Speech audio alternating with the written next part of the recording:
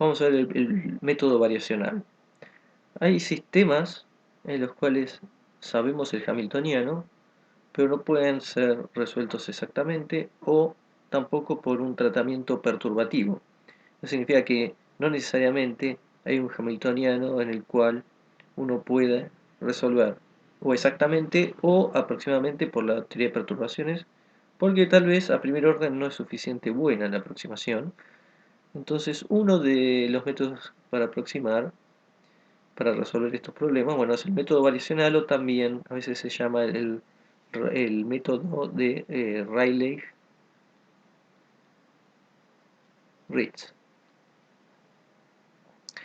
Este método no necesita saber digamos, hamiltonianos que se resuelvan exactamente más simple. Este método es útil para obtener energías, para obtener los ground states, los estados fundamentales y algunos estados excitados.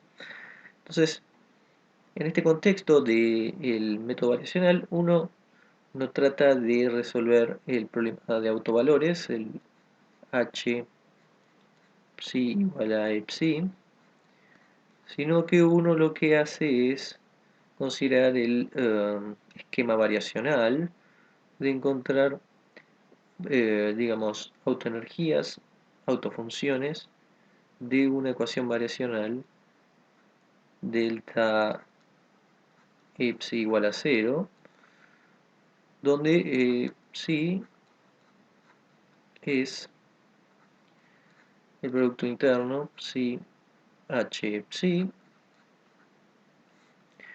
sobre psi producto interno. Por supuesto, acá estamos considerando el valor de expectación de h, y este problema variacional nos permite obtener los mínimos de psi y de esa forma obtener aproximaciones para los valores de la energía. En particular, lo que nos va a interesar es ver que lo que tenemos definido ahí de esta forma es siempre mayor o igual que el ground state, 0 o ground state, como queramos ponerlo. Ya uno puede ver que para alguna psi que cumpla con esto, uno le va a quedar el este E de energía, que no es lo mismo que esto es psi, y psi producto interno, que se va a cancelar con esto y va a quedar solo esta E fuera. Con lo cual, lo que esperamos es que todas esas energías que puedan haber sean mayores al del ground state. Entonces veamos esto. Primero que nada, vamos a escribir el psi como combinación lineal de autoestados de H, es decir, a sub n's, phi n's, vamos a llamarlos, entre todos los n's que cumplan con eso. O sea, estamos diciendo que h de phi n es igual a n phi n. Y bueno, nuestro psi va a tener alguna combinación lineal entre los autofunciones de h. Entonces tenemos e psi h psi psi psi, y esto ahora vamos a escribirlo de la siguiente forma. Tenemos entonces por un lado sumatoria a sub n, vamos a escribirlo de esta forma, psi n, h, y luego sumatoria a sub n, psi n. Vamos a sacar, vamos a mantener esto así. Voy a poner de esta forma, aunque en realidad no es necesario.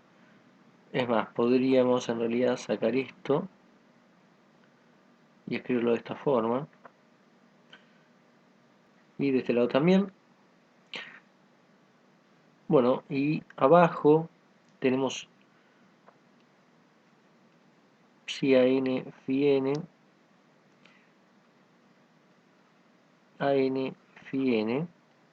Vamos a ver bien primero qué pasa con el denominador. El denominador lo que teníamos era justamente psi, psi, lo escribimos entonces en términos de una sumatoria que en principio los voy a escribir con distintos subíndices. Esto era lo que teníamos, en realidad esto era phi, phi m, y por el otro lado tenemos lo mismo pero con n, phi n. Esto es lo que tenemos en el denominador. Bueno, esto lo voy a escribir entonces sacando las sumatorias hacia afuera del producto interno. Tenemos los dos AES, AM estrellado, del lado tenemos lo complejo, A sub n, queda luego el producto interno phi m, phi n. Bueno, pero este producto interno es el delta de Kronecker, es decir, que cuando sean iguales va a ser igual a 1 y todos los demás términos se van. Quedan solamente los términos iguales a, por ejemplo, n. Cuando esto sea igual, esto es 1 y acá queda exactamente lo mismo, queda a sub n, estrella a sub n, que es módulo de a sub n al cuadrado. Por lo tanto, esto lo escribimos como una sola sumatoria que depende de n de a sub n al cuadrado. Así que por parte del denominador tenemos la sumatoria de módulo de a sub n al cuadrado. Veamos qué ocurre con el valor de expectación de h. Vamos a hacerlo parecido a como hicimos lo del denominador. Entonces el valor de expectación de h, que ya lo teníamos, era el psi h psi, pero los psi los tenemos escritos en términos de las sumatorias, por lo tanto tenemos, como teníamos acá, sumatoria m a m psi m, h, sumatoria a n psi n, nn, producto interno. Vamos a tener, otra vez, sacamos todas las constantes, pero además, adicionalmente, vamos a tener h con phi n, que h con phi n es n phi n, así que va a salir un n también. Vamos a tener,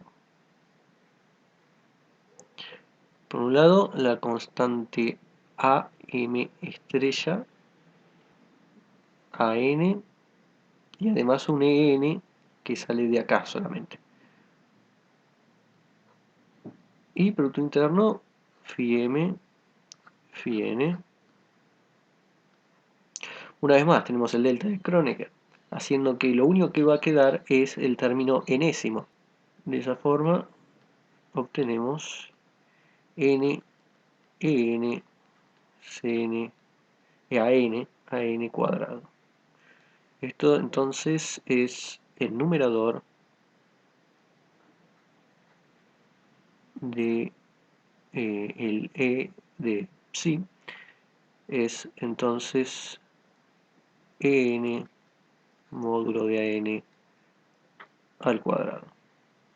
Tenemos esto, pero uno supone entonces que la energía del ground state, o el E0 también como lo llamamos, es el más chico de todos los ENs, y por lo tanto entonces yo voy a acotar esto, vamos a escribirlo acá abajo, por lo mismo que tenemos ahí, pero con el ground state. Lo escribimos así, E0 sumatoria n a sub n cuadrado sobre sumatoria n a sub n cuadrado, lo tenemos acá. Bueno, esto se cancela y queda E0. Por lo tanto, demostramos que el psi siempre es mayor o igual que L0 en la energía del ground state. Entonces, uno para utilizar esto va a tener que conseguirse alguna psi, en este caso, si uno quiere aproximar el ground state, una psi que tenga todas las propiedades que uno esperaría en el ground state. Esa psi 0 permitiría calcular el E de psi, y uno puede entonces minimizar esto. Uno sabe que siempre va a ser más grande que la energía de ground state, y por lo tanto, si uno puede minimizar esto, buscar el mínimo una vez que ya calculó esto, ese mínimo va a ser una cota superior para el ground state. una forma de aproximarlo. La mayoría de veces los psi que tomemos van a estar normalizados y por lo tanto el NMR no nos va a importar. Y uno, una vez que tiene una aproximación al ground state o el mismo ground state y las funciones de onda, los estados correspondientes, uno puede buscar algunos estados excitados también y por lo tanto sus energías. Por supuesto, a medida que querramos subir en los niveles excitados, cada vez se va a complicar más el problema variacional. Sin embargo, para algunos niveles de energía, este método va a ser efectivo y va a dar una buena aproximación para algunos casos.